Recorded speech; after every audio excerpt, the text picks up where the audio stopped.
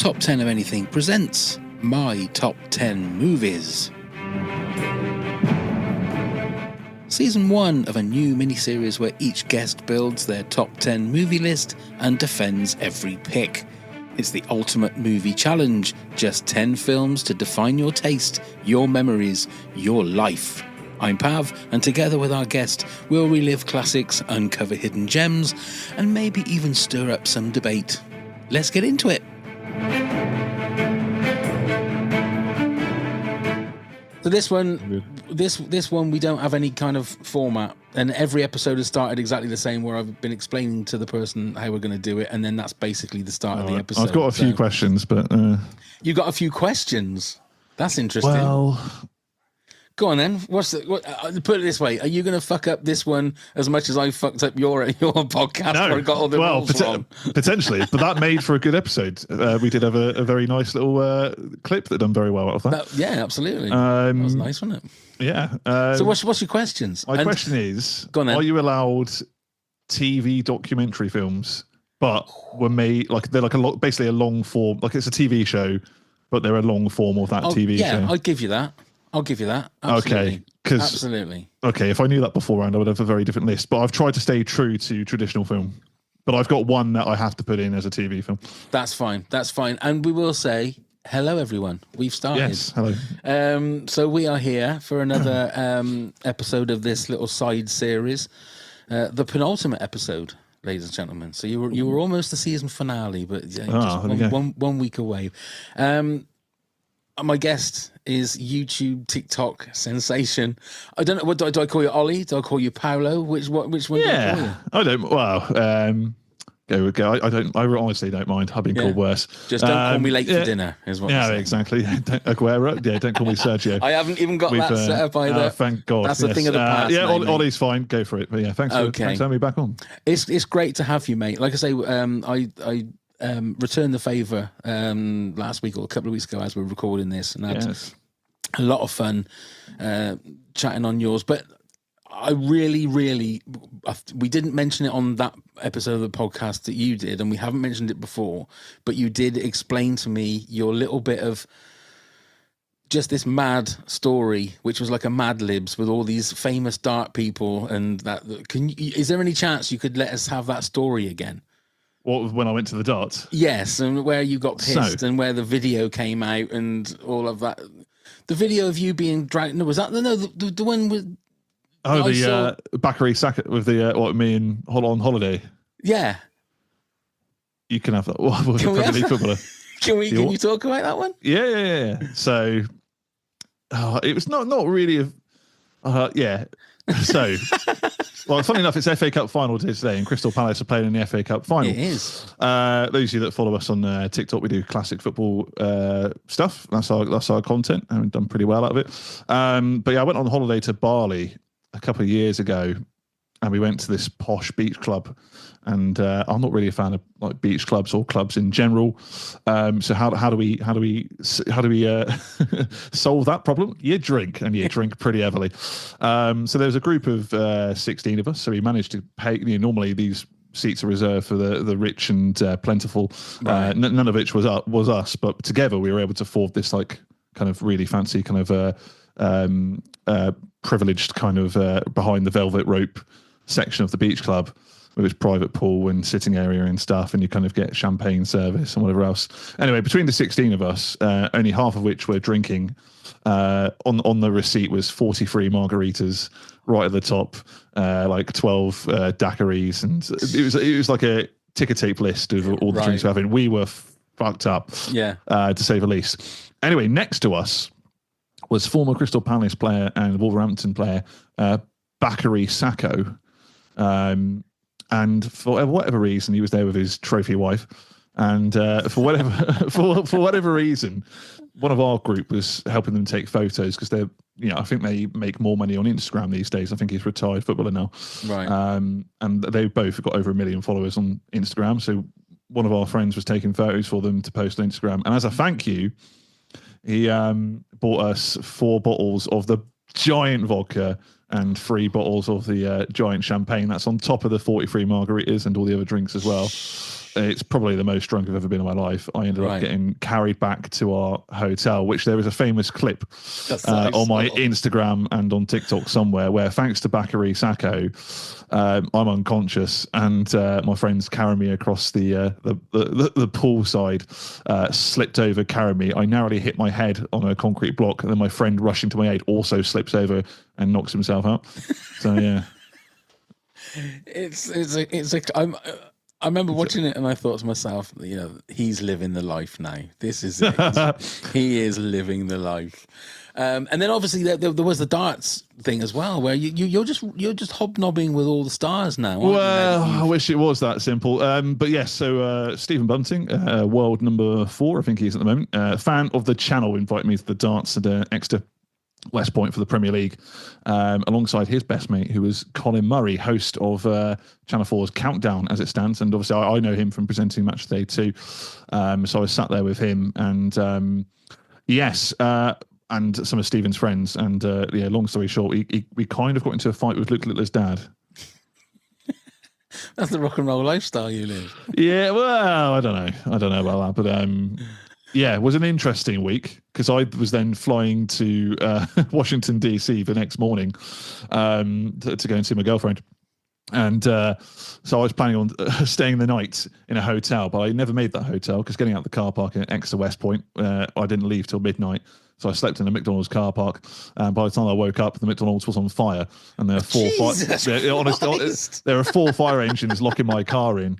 None of them woke me up, and to say move. And, was that Luke Littler's dad? Was it? Well, that was at London Heathrow, so that was miles away. It could have been Luke Littler's dad, yeah. I mean, someone's feeding him cheeseburgers. Yeah, but so it was really mad because in the space of 8 hours, I got into a fight with Luke Littler's dad. Been chatting about Countdown with Colin Murray, and then was blazed by a McDonald's at Heathrow. And then I got upgraded to first class on Virgin for the first time ever. So I was just rocking back and forth in the airport lounge, getting served a bacon sandwich.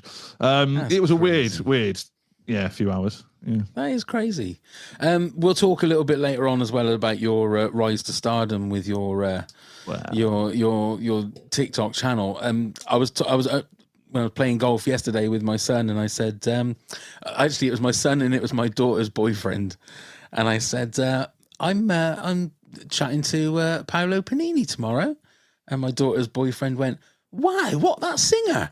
That Scottish singer? I said, no, mate, that's Paolo Nutini. He went, oh. And I said, the guy that opens the football, the packs. Really? And he was more impressed with that than he was if you were Paolo Nutini. So there you go. Well, someone likes it then. There we go.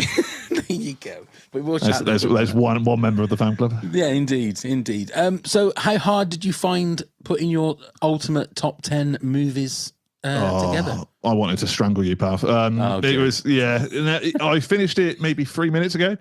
Oh, really? Okay. Yeah. It will change all the time. There's a few films in there that will always be there, and there's a few that I didn't know whether to put in or not. And my favorite films are kind of like documentary films, really.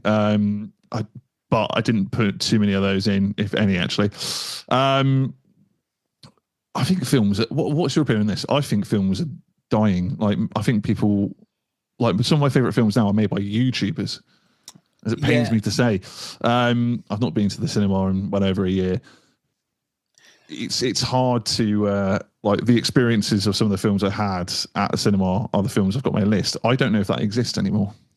You know what? It's weird because it is a parallel, again, going back to football, with the fact that football seems to be, it's all about tactics now. It's not about flair. It's not, and it seems that movies generally, sort of 95% of movies are going to a formula.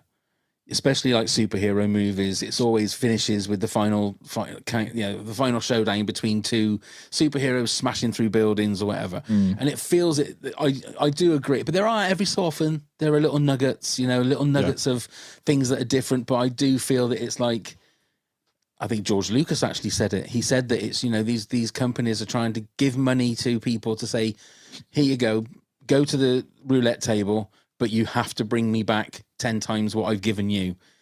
and so they're going to play it safe. And did you see the new Superman trailer that dropped this week? No, I've stayed away from superhero films for like 10 years.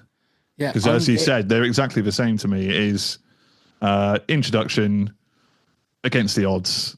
Oh, guess what? They win again. Yeah, or, you know what I mean. Like, I would love a superhero film where the superhero dies at the end of it. Like that would be like, it's a proper like twist of fate. Infinity War was like that. I don't know if you saw Avengers. It was. But the trouble with Marvel now is that nobody seems to be actually dead, because multiverse, they can come back. And that kind of stuff. But I must admit, the Superman trailer, it left me cold. And there's so much riding on it in regards to DC and their whole universe. But I seem to be in a minority, because when people I was talking to at work all seem to love it, but it didn't seem to have something. Is there, because now you can literally, anything you can think of can go on the screen. There's no moments that make you go wow anymore, you know? I think there could be. I think there just needs to be a more creative way about going around it. There are some, as you said, there are some diamonds in the rough. Honorable mention to Baby Driver. It's one of my, didn't make the list, but one of my favorite films. That was kind of like a singular film that kind of came out of nowhere. Great music, great soundtrack, great acting, great actors, great storyline, and that was just like a singular kind of moment in time that film kind of came out. So it can be done. But yeah, as you said, I think it's just willing to take that risk on these kinds of films and trying to get a studio that's going to back them up and give them the promotion it deserves. And also, we'll come on to it in a minute, but there's not really that wow factor. Like, I suppose a good example is Star Wars. You've got the music, the long time it's the scroll. And if you're in a cinema with that surround sound, there's no better feeling in the world than seeing that. We need like a new version of that, and I think it is possible, but I just don't like. You had the Star Wars universe, the Harry Potter universe. What's going to be the next one? Something. This is it. I mean, I honestly don't know. I do, and I'm the same with you. Going to the cinema is not the same now, because there's nothing worse than having people on their screens while they're watching the movie, and it really pisses me off. And I know that again, grumpy old fart, but it's like you're spending however much money it is to get in and watch a film, and then people spend their time talking through it. Or, I don't mind it if it's like America, where people are whooping and woo and clapping or screaming or whatever, but it's when they're just chatting to them, the person next to them, or on their phone, then just fuck off and watch it at home, or don't come to the cinema. Why spend money to do that? It doesn't make any sense to me. Yeah, it's not worth it's the risk kind of benefit analysis of whether you're going to go and whether you're going to get pissed off or not. Exactly. And that's what it's become now. But back in the day, like if you're like under or my age or whatever, like you can kind of remember kind of like you got both parallels to kind of divulge in and kind of discuss and debate. But I remember having such great experiences in the cinema, and me and my friends who were all into films. Every Tuesday it was like £4 a ticket, so we used to go every week, no matter what was on, and like get a good or really great experience. But yeah, as you said, nowadays, and the attention spans got lower, particularly with kids, to keep those attention for so long. There is always going to be someone fucking about, and it does fuck me off as well. We need to make cinema staff, give them like powers of the police, really. Absolutely. Where there's like, no loud chewing to some extent, where they can kind of police what's going on inside and kick people out. Yeah, no, I agree, and it should be like that. Neil and I both said that if we won the lottery, we would have our own cinema in our town, because our town hasn't got a cinema. Oh, really? We've got to go 13 miles out to Swindon to go to the nearest cinema, and we would have a cinema that had like 8 or 9 screens or whatever, but we'd have 2 or 3 classic screens, so it would show movies like Jaws and Star Wars. And it would also have I think they have it in concerts now, where there's boxes or bags where you put your phone in before you go. Before you go in, you're not allowed to take your phone in. If you don't like it, then fuck off to the View or something. You're not having it. We're not doing it here. And have those kind of things. And there'll be 0 tolerance. So if someone's acting a dick, you're banned. You're never coming back in. And maybe do £5 a ticket or £3 a ticket for old age pensioners, and we'll get a bus that'll come and bring them to the cinema and take them home. Just stupid stuff like that would make it more of a pleasant experience rather than just being a pain in the ass. Because why? I'd sign up for that. Yeah, yeah, I'll be your first customer. I'll go and buy a lottery ticket tonight. Yeah, please do. Yeah. Okay then. let's see where you are with your top 10. I'm fascinated with this as being a young whippersnapper. I want to see what kind of modern movies you're going for. So, Ollie, hit us with your number 10. You say modern movies. I think my newest one might be 2008. Okay. Oh, cool. So okay. there we go. Cool. Number 10 is going to... Here's your clip, by the way. So, right. Get ready for this. This is going to piss a lot of people off, but I had to get it in there because I think it is genuinely true, and I've got a good argument for it. The greatest Star Wars film of all time, A Phantom Menace. So... All right, look, this is Pause great. for anger. Yeah, no, this is great because you've actually put a Star Wars film in your top 10 in your episode 8 of this little mini series, and I don't think anybody has put Star Wars in their top 10s. Then delete those episodes. Yeah, but mainly because they think, well, Star Wars, of course, Star Wars would be like the number one or up high, and they've kind of disregarded it. So. But you're saying this is the greatest Star Wars movie of all for time. me, yeah. So for first, you haven't seen the other ones, then, obviously. Well, obviously not. No, well, this ties on. So my first. So, firstly, the other people you had on are all wrong. Okay. Because it is the cinematic experience. Star Wars is cinema. That is the cinema. The music at the start, the bold entrance. I've never been at a cinema screening before where people are whooping and cheering, like you said earlier on in America. Yeah. The only film I've seen that happen for is Star Wars. Yeah. And I wasn't annoyed by it. So the first ever film I saw in the cinema was Star Wars: A New Hope, the 20th anniversary. They re-released it in cinemas. Yes. And I was mesmerised. And it is that. The first few seconds, you've gone from chatting to my brother next to me to just silence. Everyone is stunned in silence and engaged. And it was the first film I can kind of remember seeing as well. So Star Wars: A New Hope. And I just lost myself into that world. I didn't know you could create new worlds and it be a thing and feel real, although it's a film from 1977. And I just loved all the characters and just the imagination that George Lucas had to create these worlds and this kind of, it's almost like a living, breathing thing of creativity, the lightsabers and cool guns and cool aliens and spaceships and the way they interact with each other and the narrative as well, good versus evil, and it's quite simple but also very difficult to kind of create these things, which is why they're once every generation, like we said about Lord of the Rings, Harry Potter, the Avengers. They're like you can count on one hand how many of these kind of empires there are. Yeah. Nice pun there. Well done. Nice pun. Empires. There we go. Someone got it. Well done. So why is Phantom Menace the greatest of all time? Because that was my Star Wars, if that makes sense. I was 10 when that came out in the cinema, maybe. And it just delivered on all fronts. Like, you had new Jedis. You had probably the best Jedi battle between Qui-Gon Jinn, Obi-Wan, and Darth Maul. Yeah. Double lightsaber. Some of the space battles as well, some of the best. The large scale kind of war between the Gungans and the droids was the first time Star Wars had done that as well, really. And it just, I just admired the creativity and the thought behind it. Someone would have had to sketch out one of those droids and then make it, then animate it, the same with the aliens before. And it just delivered time, like the pod racing stuff. And I know a lot of people slag off Jar Jar Binks, and rightly so, they should. However, if that was Mr. Bean, people would be this is like, I think people saw it wrong because people took him too seriously. He is a fantastic. If you go back and watch Phantom Menace and watch Jar Jar Binks as a just a comedy character, he makes you laugh out loud. If you just call it a Phantom Menace and it's nothing to do with Star Wars, Jar Jar Binks is a fantastic comedy. He's tripping over stuff and killing droids. I was laughing my ass off when I was in my mid-20s. He is a funny character. Yeah, I don't buy that he kind of ruined the franchise and all this stuff.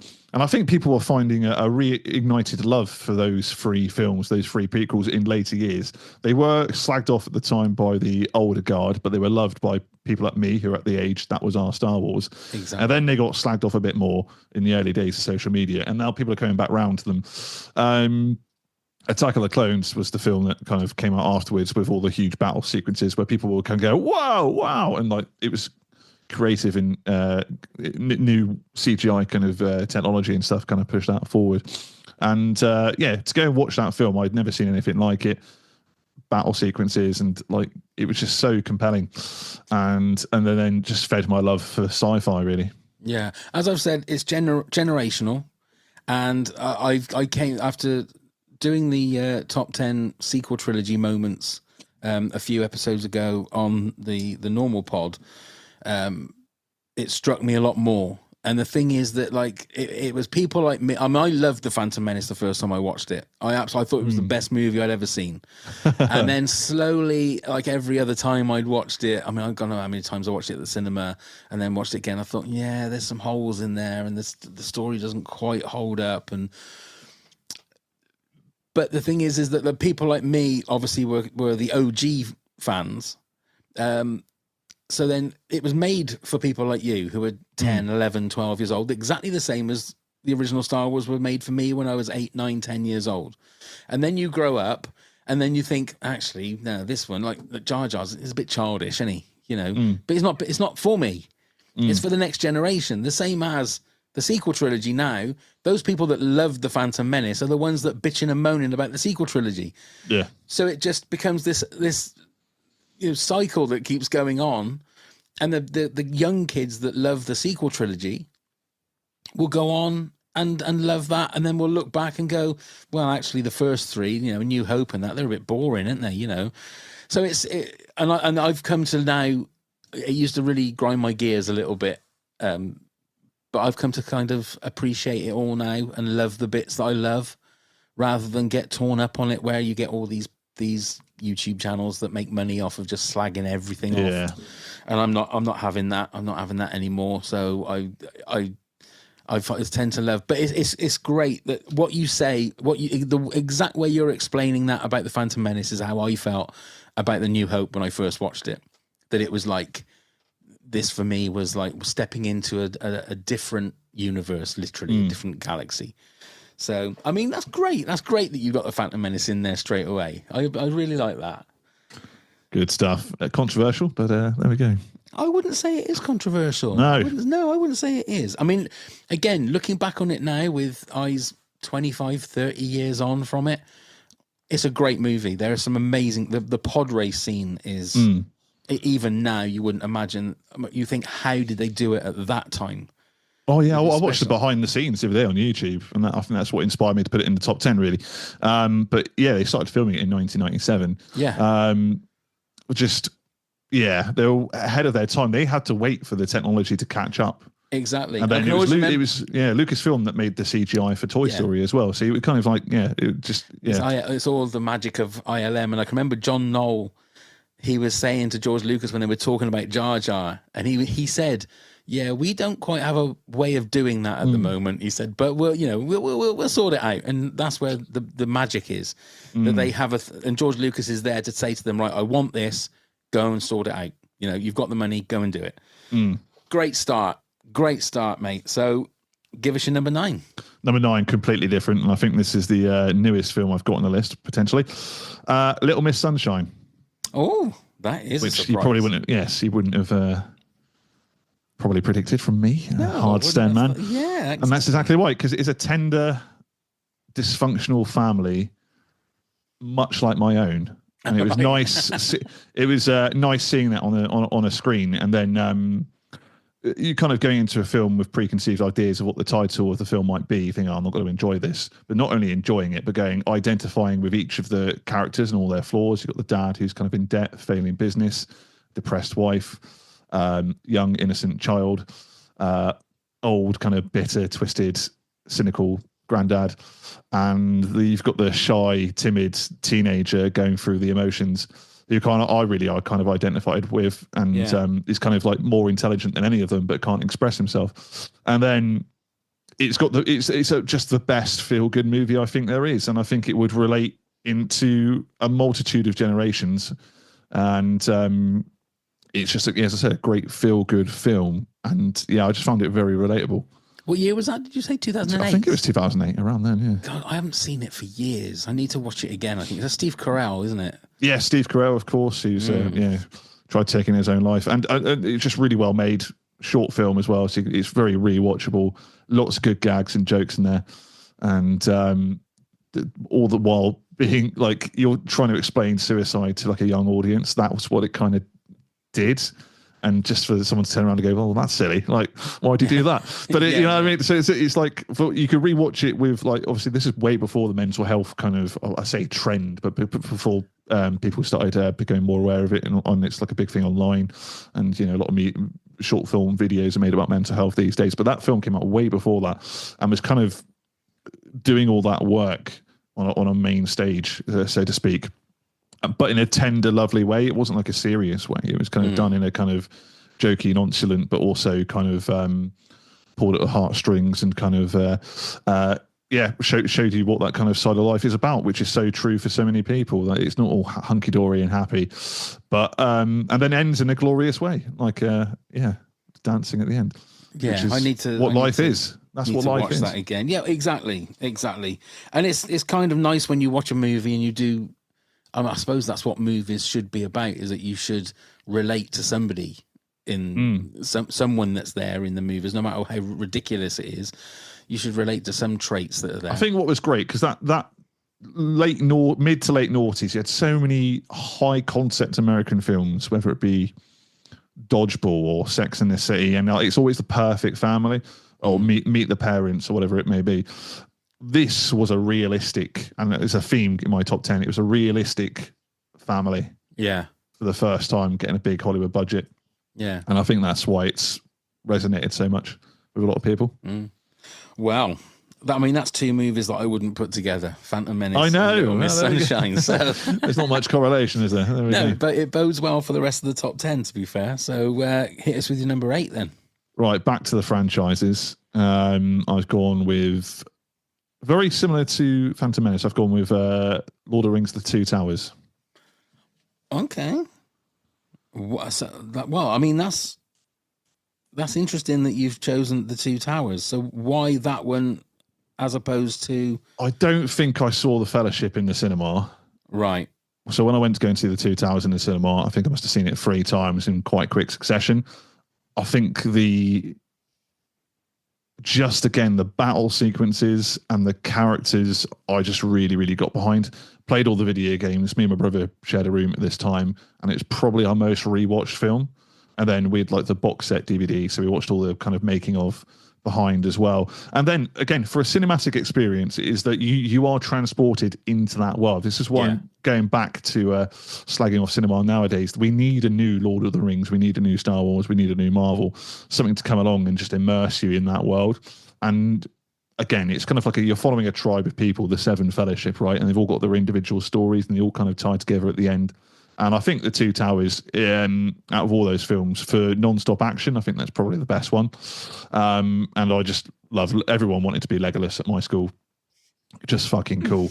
And just great battle sequences. And you haven't really, other than Gladiator potentially, you've not really seen that before in cinema done to such high quality, because it looked pretty real at the time. I'm sure you go back and watch it now, it probably looks nothing like the kind of technology they've got these days.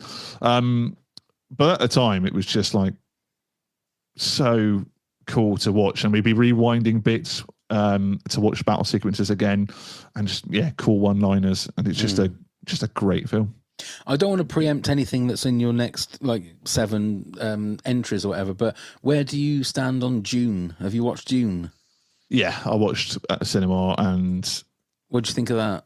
No, see, when you watch the trailer, it had all the hallmarks of being that next big franchise blockbuster. I didn't read the books or anything, but then I didn't read All of the Rings, and that enthralled me. It just really couldn't give a shit, to be honest. I kind of got in there.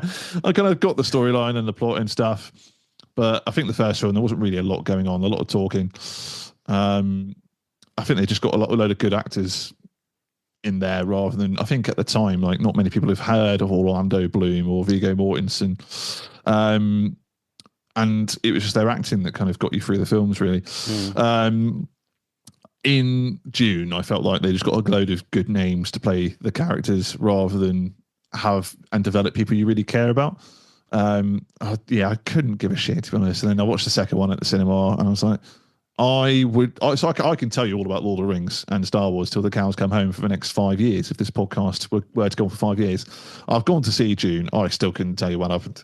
It's in the desert. Something happened. What struck me with that was I was watching it, and there was things like there were certain storylines and that in it, and I thought to myself, well, that's the same as Star Wars. And that bit there is the same as Star Wars. And then it dawned on me that obviously Dune came out years before Star Wars was ever written. I thought, fucking hell, did George Lucas just nick all those things, all those ideas? But it's also the fact that it's the classic hero's journey. It's that classic story that, like, there's a chosen one, and there's this, and there's two sides, and there's families, and it is Lord of the Rings, it is Harry Potter, it is Game of Thrones, it is all those things it's the same skeleton, just with different flesh and blood and skin on it. Well, it works, isn't it? Well, there's a great comedian who, have you seen that comedian's clip where he's slagging off Harry Potter? And he's just saying, and J.K. Rowling, and he's just going, J.K. Rowling isn't a genius. Yes, it's Star Wars. Yeah. Yeah, but it is. Finds a child in the yeah. It's a great clip if you. And what I'll tell you what used to piss me off when Harry Potter got really big, and you'd walk through W.H. Smith's, and then all of a sudden it's Artemis Fowl and the blah blah blah blah, or Dickie Donk and the blah blah blah, and all these authors have thought, okay, I won't have wizards and witches. I'll have trolls and they just go out, and same when 50 Shades of Grey, all of a sudden all of these, and Twilight, they're all of a sudden all these copycat ones that are just trying to ride the, and it's like you were saying earlier on, you need new stuff, not just a carbon copy of the stuff that's successful, because it just then becomes boring for everything. Yeah, I think that's why Star Wars probably props itself up as probably being the best of them all, because they weren't books, they were filmed straight away. Yeah, and then all the spin-offs that come after it, I think that's why it kind of stands alone above the rest, really. But yeah, I agree. Yeah. Okay, then hit us with your number 7, then, please, Ollie. Yeah. So I had to get a James Bond film in.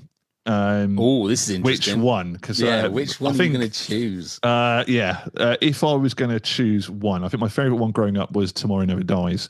I think Pierce Brosnan is the best Bond, which is a controversial statement in itself. That's an age thing again, I think. Well, I think if you were to line them all up and you go on which one looks like a secret agent, which one would get me in bed in their prime, I think Pierce Brosnan ticks all those boxes. Probably not the best. Pierce Brosnan could do it now, I think. Yeah, I mean, exactly. He's still a cool drink of water. Yeah, I like Tomorrow Never Dies because I think it had the best gadgets.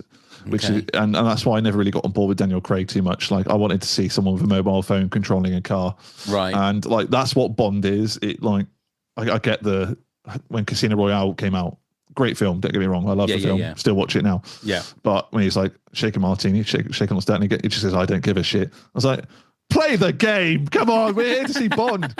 And then when he's just like punching people and stuff, no, I want an umbrella that can like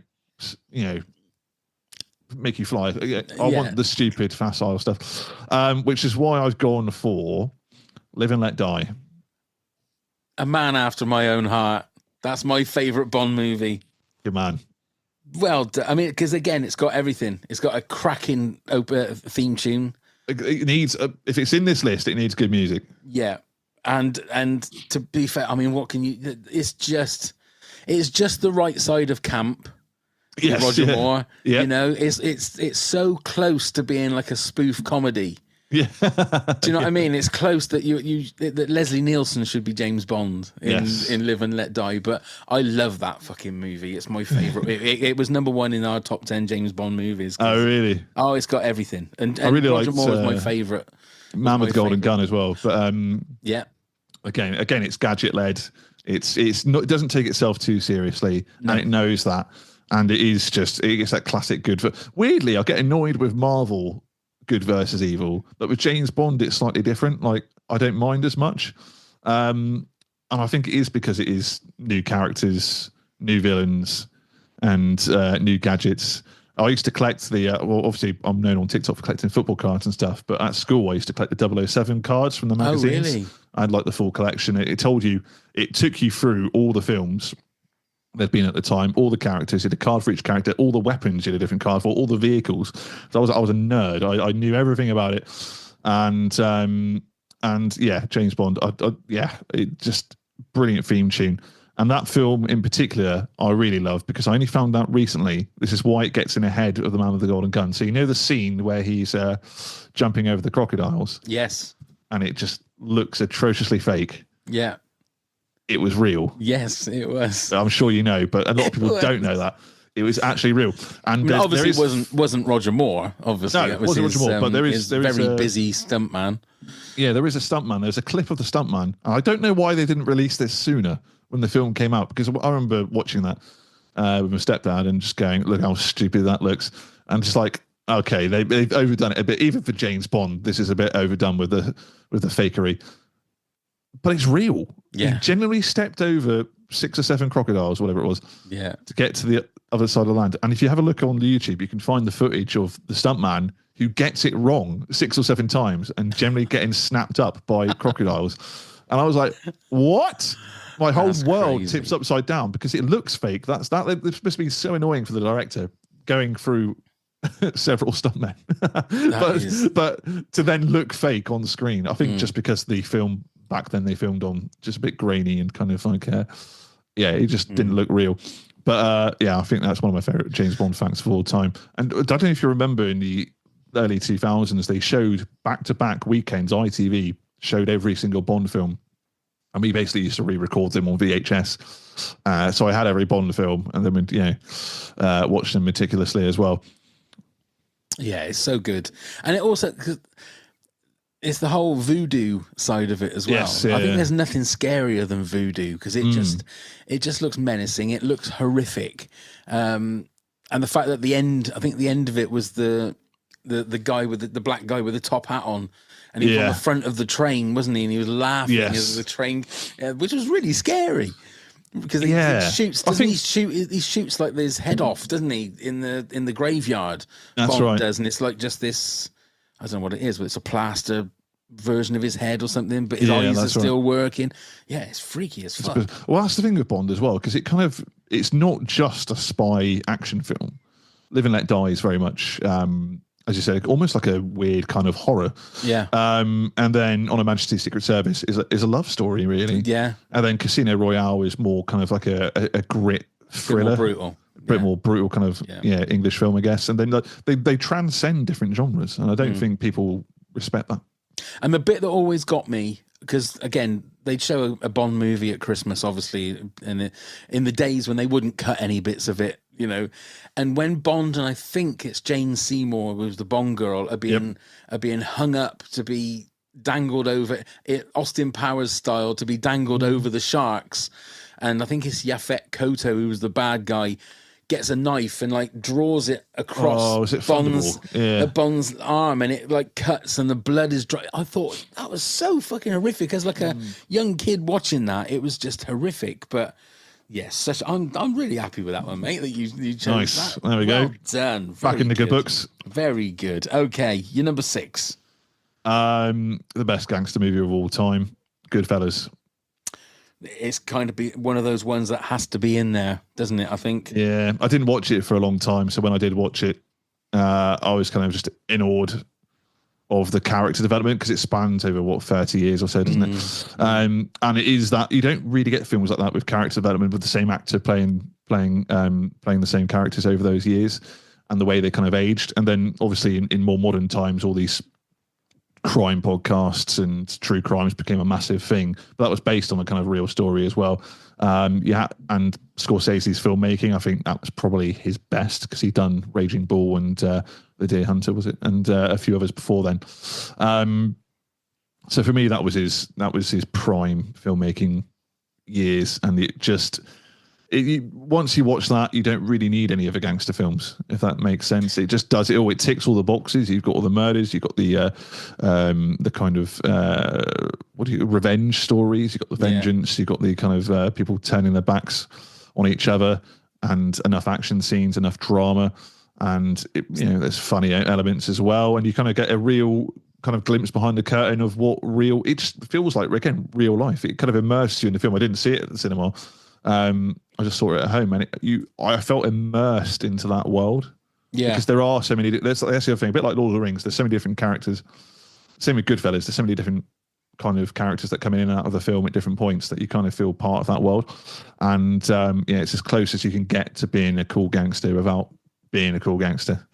And it always feels like it's like you said, it's the original, and so many other people made a carbon copy or their version of Goodfellas.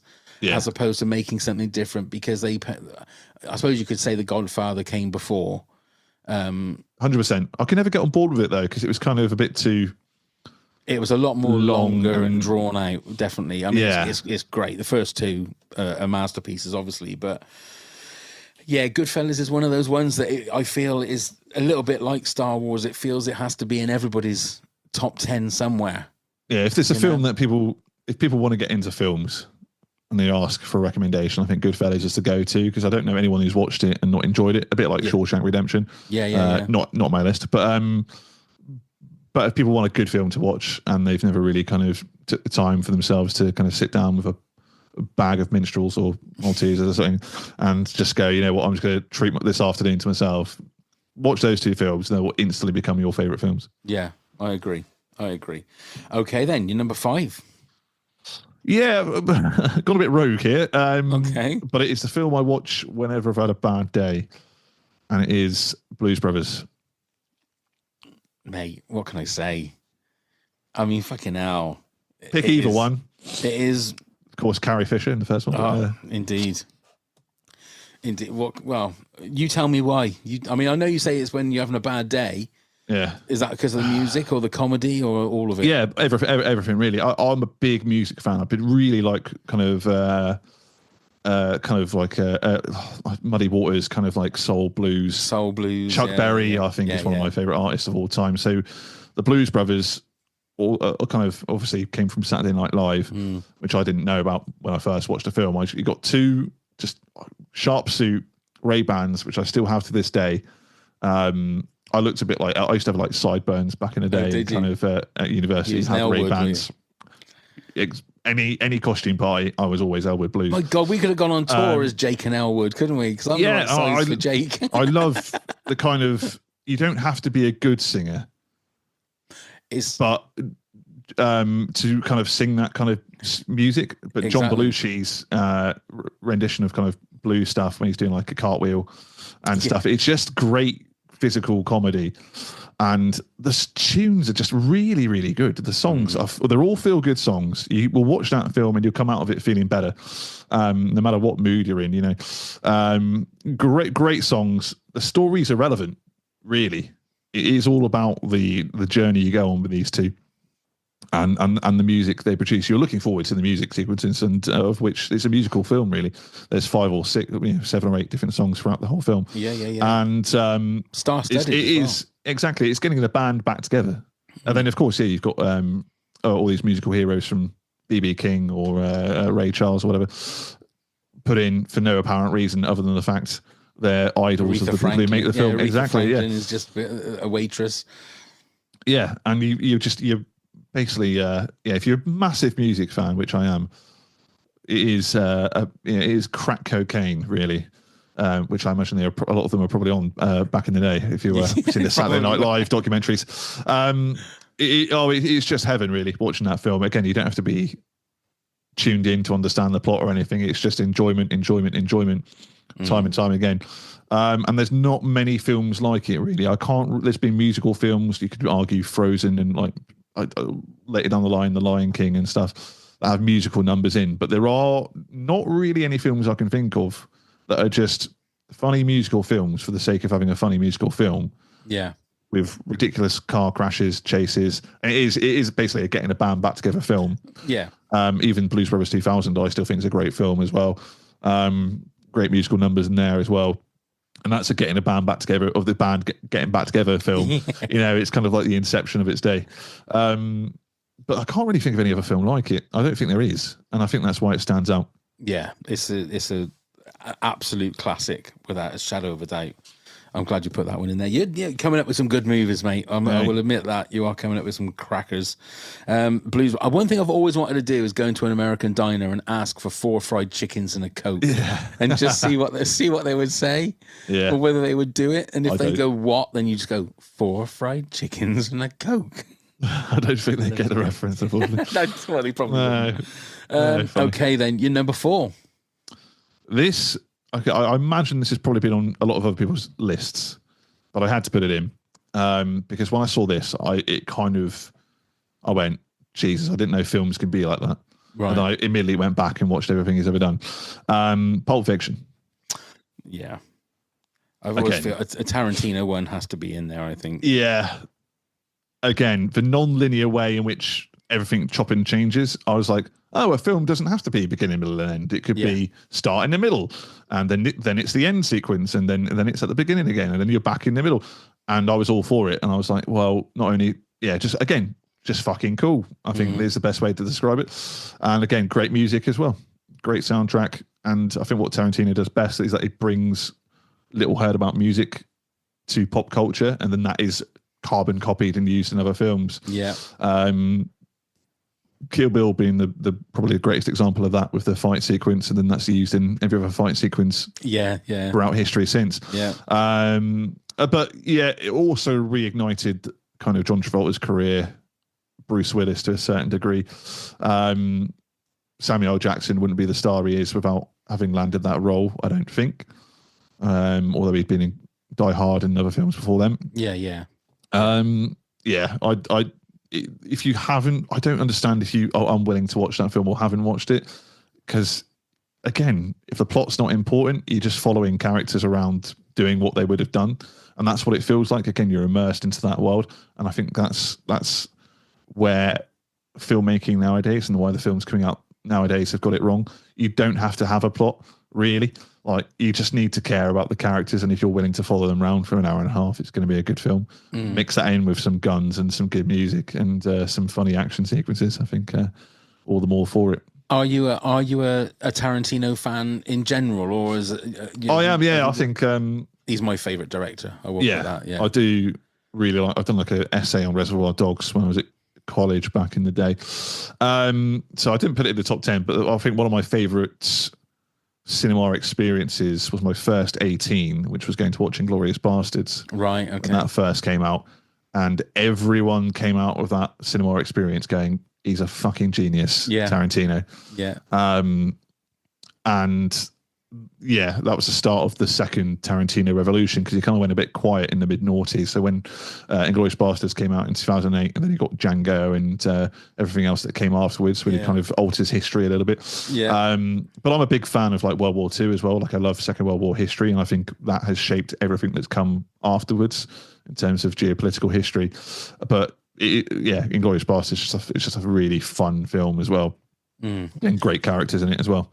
Yeah, I've said it a million times that nobody writes like him. Nobody writes dialogue like him. And the fact that I could just, as the Hateful Eight basically was, just like 5 or 6 people in one room, and they're all chatting, and it's his pacing, and he can build drama up, and you think something's going to happen. I can always remember in Pulp Fiction, after Bruce Willis has come back and has got Zed's bike, and he goes and picks his girlfriend up. It's the way that he has the camera where the bike is, and you see Bruce Willis go into the apartment, and you think you're going to hear a gunshot in a minute, and they're going to kill him. They're going to kill Bruce Willis. We're not going to see it, but he just picks his girlfriend up and he comes back, and it's that way that he makes you think that something bad is going to happen, and you're always on your toes with a Tarantino movie, and that's what I fucking love about him. He's just so good. Yeah, it keeps you engaged, doesn't it? Yeah, exactly, and that's what's missing from today's cinema, really. Yeah, because in 1 minute he'll have someone's brains being blown out, so you automatically think, well, that's going to happen just out of shot somewhere. So you think this is going to be really bad. Have you seen Once Upon a Time in Hollywood? Yeah. It's when Brad Pitt goes to the Spawn Ranch and he goes into the house. You think, oh, fucking hell, Brad, don't go in there. You're going to get your head beaten in. You're going to get killed. Yeah. And nothing happens. He sees the guy he wants to see and then leaves. But you're on the edge of your seat because you think something bad is going to happen. That's the gift of the man. So good. Okay. give us number 3 in this amazing top 10. Well, this one might, scatter the pigeons from the cats. So this is the controversial one. Okay. If you didn't think Phantom Menace, because this is a TV film. Okay. I don't know how this is going to go down, so I'm just going to say it. It is the Top Gear Vietnam special. Right. Okay. I've not seen this. Oh my God! I'm not a massive Top Gear fan, so you're going to have to explain to me what this is. I love adventure and travel, and I've done best part of nearly 15 years of my life. I've been to some random places, done some random stuff, become headline news for doing these random things. Been arrested, had guns pointing at me, all sorts of it. And it all comes back to this Top Gear Vietnam special. So whether you like Top Gear or not, I think they're adventure films where they've just done a standalone kind of special or Christmas special where they've gone to Patagonia or to Botswana are very, very inspiring to go out and see the world. So just for like our American listeners, can you explain exactly what Top Gear? So Top Gear stereotypically, this is old school Top Gear. Well, not old school, but like the really successful Top Gear. So Top Gear stereotypically is a car show with 3 guys: Jeremy Clarkson, Richard Hammond, James May. Jeremy Clarkson, kind of big, tall oaf, very brutish. Richard Hammond, the little comic relief, and then James May, the posh kind of twerp who keeps getting things wrong. And as a trio, I don't think you get a better presenting team. Now, traditionally, it was a Sunday TV show for an hour where they ride supercars, do challenges. For example, they would get airport vehicles and race them around the track, or just do a race from Berlin to London, for example, in a Bugatti Veyron against an airplane. Just kind of cool stuff like that. But every now and then they would do a series special. There was a special when they went to America. That was the first one, where they just bought secondhand cars and see how long they lasted, kind of thing. They had a budget of $3,000, wherever it may have been. They had one when they went to Botswana, had a budget and had to get from one side of Botswana to the other. But the real Pierre La Resistance is the Top Gear Vietnam special, because they didn't get cars, they got motorbikes. Oh, right. 2 of them love motorbikes. The Jeremy fucking hated them. And it is getting from one side of Vietnam to the other. But what it really is, it's also engages younger viewers into the political history of Vietnam. So you learn about the Vietnam as a history. You learn about the Vietnam War. You learn about the vehicles there. Why do they all ride bikes? Well, because there's a 200% import tax on main vehicles, which is why there's a population of 95 million with 120 million vehicles, bikes. And the journey they go on together with them continuously breaking down, crashing, learning about the Vietnam War, buying stupid gifts for each other. And then at the end of it, they've got to get to an island. So they convert their motorbikes into kind of jet skis, and they all fall apart and they nearly drown. And it's just a spiritual journey, because they start it quite naive, and it's just really good filmmaking, to be honest, as well. Because obviously you care about them, they make you care about them whether you like them or not. And then you go on this journey with them, you learn everything they learn along the way with them, and then towards the end you fall in love with that journey, and you fall in love with Vietnam, so much so that in 2014 I went to Vietnam with a friend just because of that Top Gear episode or film. Really? And then I ended up in 2017 moving there, and I lived there for 2 years. Bloody hell, Jeremy Clarkson's got a lot to be answered for, isn't he? Oh, exactly. But I don't know if you can kind of count it as a film, but I watch it maybe once or twice a year. It is comfort food for me, and I know it's done the same for millions of others. I obviously, being on social media, I know a lot of people in the YouTube space. Obviously, that's a great avenue, and TikTok for travel content. A lot of my favorite TV is David Attenborough and Simon Reeve and all these people go around the world exploring places that have been undiscovered. And I think Top Gear have a lot to answer for in inspiring that YouTube generation and newer generations for wanting to see the world and travel the world. And as stupid as they may be, they are very educational. Like, I had no idea about the Vietnam War really until watching that, and then I learned a lot more since moving there. Same again with the trips they've been on in Patagonia and Botswana and stuff. They do it through a kind of lens of stupidity and arrogance and tomfoolery. But when you walk away from it, you actually go, shit, I actually know where Chile is now and what they contribute towards the world and the gold reserves and everything else. And I've learned about Vietnam and the Vietnam War and how that kind of ended, and America were the bad guys kind of thing. but it does it in a rather charming kind of journey. I think when you've got a start and you've got an end and you follow these guys along, I think you kind of on that journey with them together. And it's probably the most important part of TV I think there's been personally for me. And I know a lot of other people who've gone off and done mad similar trips in Vietnam on bikes themselves or around the world in different vehicles, or have ran marathons in South Africa or wherever it may be because of watching those specials. And that one for me is the best one. Wow. Is it, whereabouts can you watch it? Where is it? It'd be on BBC iPlayer somewhere. iPlayer. Okay. Yeah. Okay. Yeah, like I said, I think it's always been that the Clarkson of it all has kind of like stopped me from watching stuff like that. But if, like you say, something like that, I think it's a little bit different because it's not. Yeah. Have you watched Clarkson's Farm at all? No, I haven't. No. So I don't agree with anything he says. Right. Politically, but I think you need to separate. The same way my granddad voted for Brexit. I wasn't a big fan of that either. Do I still love my granddad? Yeah. Yes, I do. So you got to decompartmentalize that side of it, whether you like it or not. He's a very good TV presenter, and he's a very good filmmaker as well. His Second World War documentaries as well are really good. I really like watching those as well. But as a trio, I think you just got to admire those films. They're just very entertaining above all else. Okay, and I will accept it into your top 10. So there you go, especially after such a passionate description of it all. Okay, you're number 2 then. Number 2 is the most rewatched film of all time. And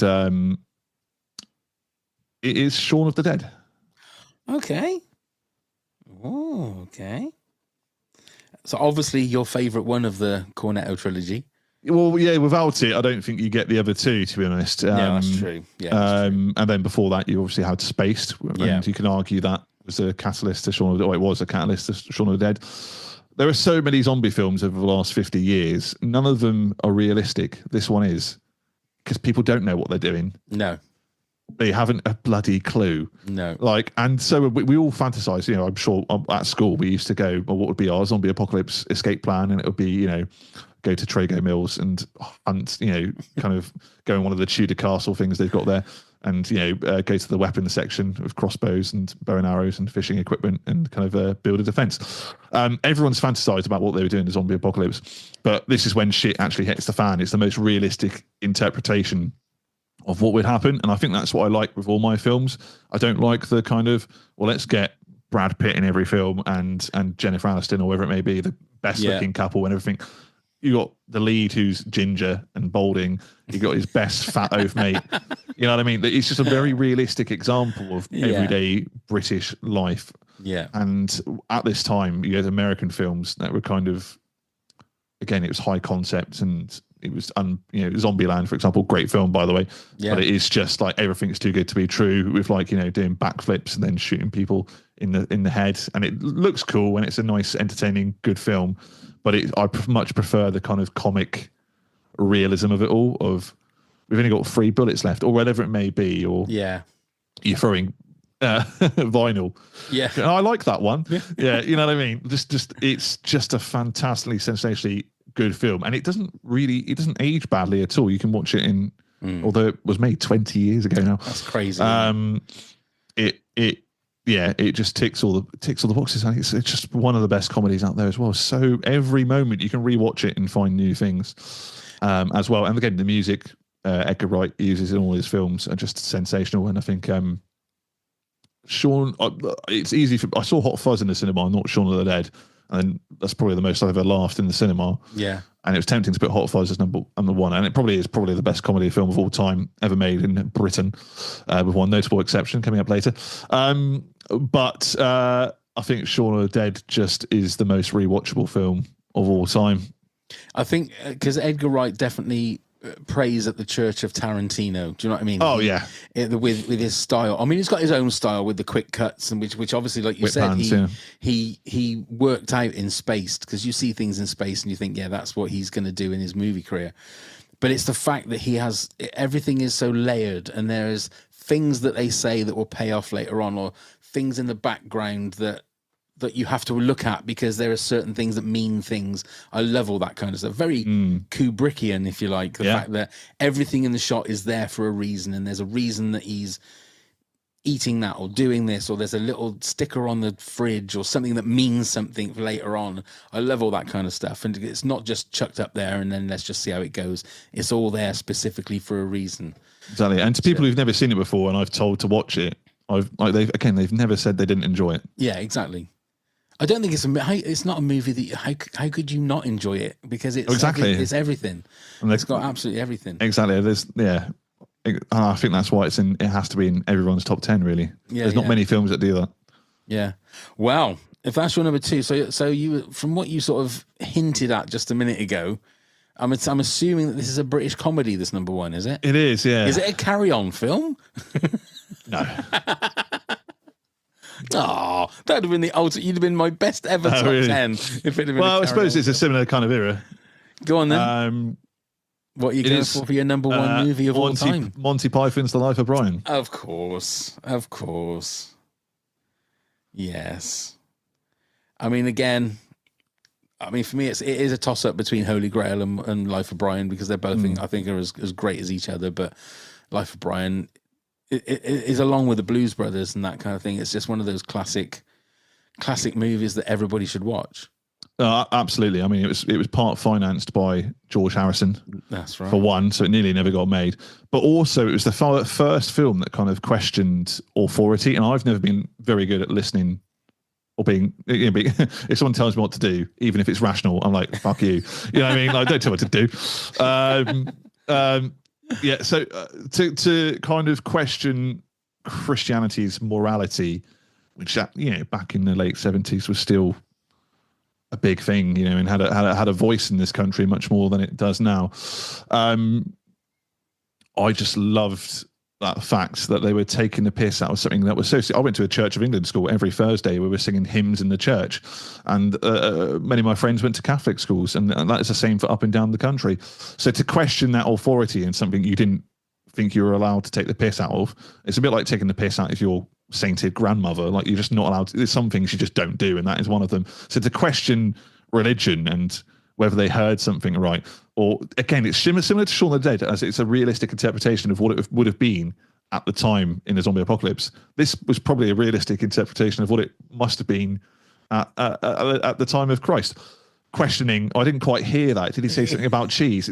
Like, there would have been someone doing that. You know what I mean? Not everyone was as we are now, or when you go to a church or to a Sunday service and they're all quiet, bowing their head. There would have been people mucking about back then as well. Yeah. 110%. And that's what I love about it. And then again, it's the characters, the reoccurring characters, and the funny lines, and also the fact that the film was like, they got in trouble for it and had to justify putting it out there. And in my local cinema in Torquay, it was banned until 2010. No. Yeah. It was the last council to allow it to be shown publicly. That is in the UK in 2010. They didn't. So I'm sure they would have played it, and they probably did play it. But it was just one of these weird rules that they didn't actually take it off the council banning list until 2010.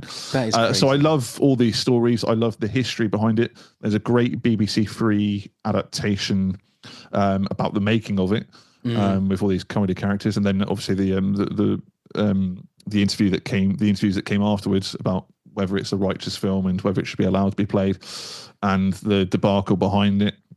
I love the controversy behind it, and more often than not, I love the ending. Like, you're all about to be, left to die, and always look on the bright side of life, which I think is up there as one of the greatest songs of all time. Yeah, again, yeah.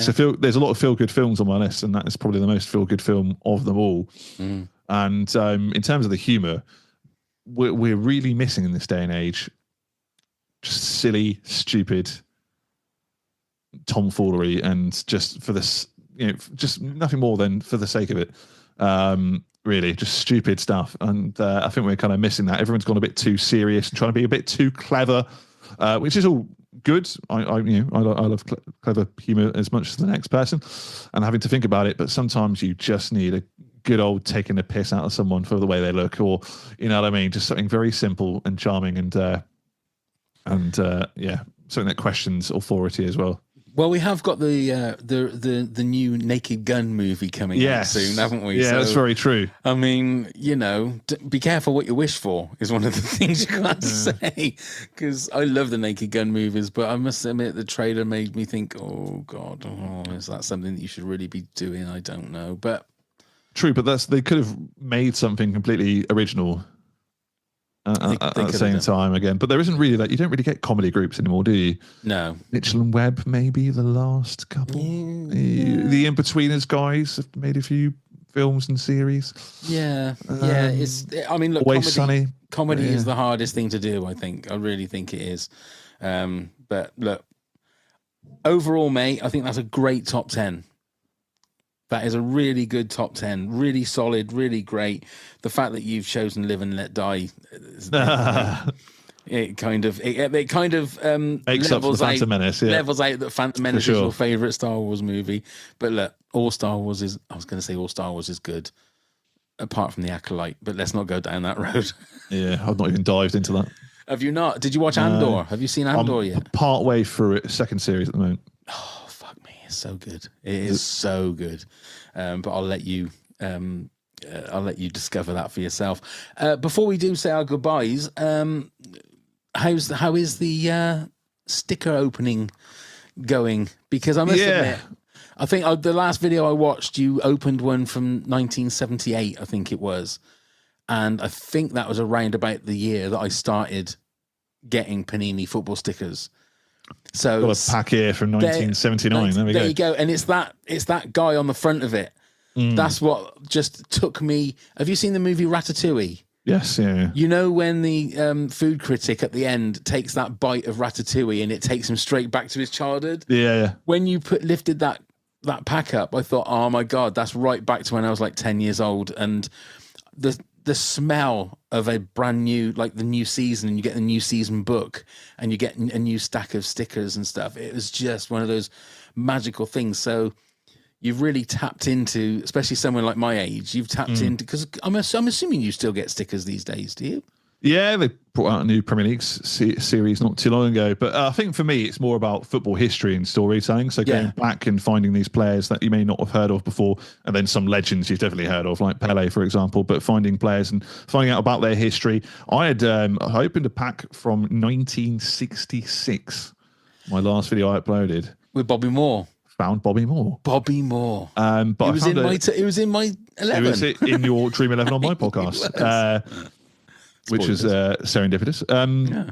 But I had someone message me saying my dad was a footballer in Italy and was best friends with Luigi Sirioni, who was definitely one of the other players we found in that pack from nearly 60 years ago. Yeah, he said his granddad was best friends with that player. And like all this crazy stories that come out of it. So it is kind of a growing community of football historian fans, really. Yeah, but I'm not too interested in the newer stuff. No, and a shiny team badge is one of the best things ever. I don't care which badge it is, just the shiny. Oh, that just took me right back. It took me right back. The thing is, I used to get the Star Wars sticker books and that as well. And it's my one thing that is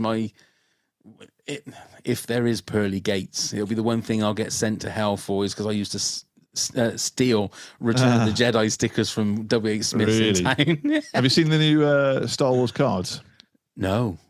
So similar to like the modern football cards, you get autographs of footballers. Well, Topps have created Star Wars Chrome. So they're kind of Star Wars Chrome trading cards, but you can get autographs of like Harrison Ford and all these people from who worked on the original films and stuff. I'm bad enough getting into Star Wars Lego. I don't want to start getting into that shit as well, because I'm going to have no money. So they're worth quite a bit of money as well. I bet they are.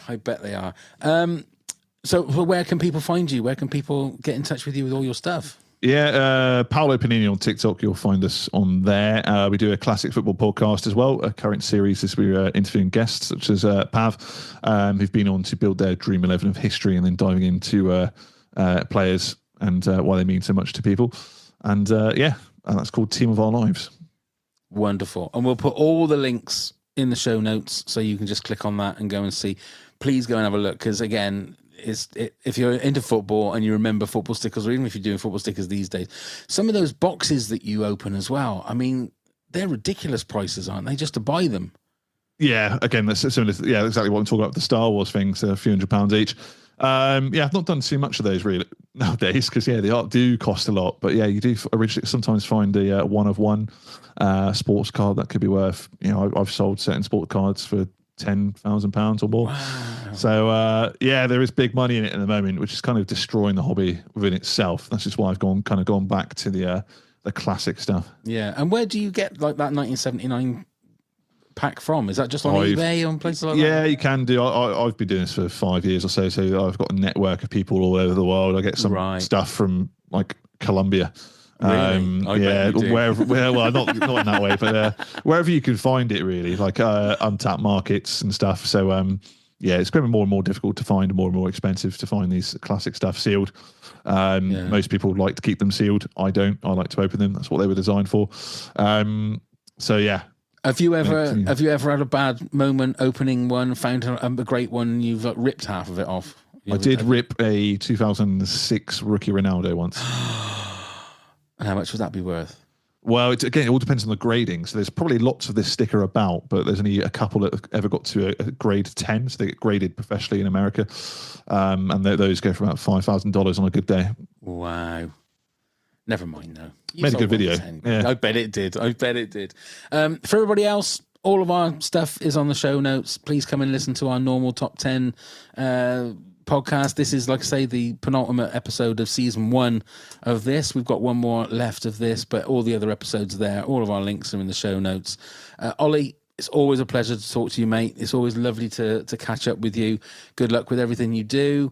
Whatever McDonald's fires you're going to be in, or whatever.